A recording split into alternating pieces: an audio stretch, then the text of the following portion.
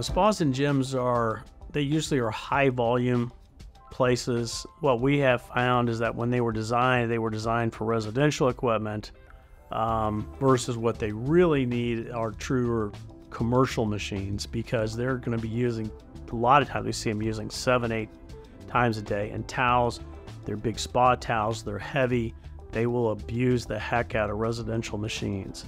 And so we try to work with those folks to say, okay, let's find an area that we can convert from a residential utility connection to a truly put in commercial machines where we have gravity drains, we've got larger vents, we've got, a little more water, a little more electric, a little more, natural gas, et cetera, to be able to accommodate that. A lot of places that, larger, newer facilities are designed for commercial and they're ready to go. We work with a lot of architects to do that, design it.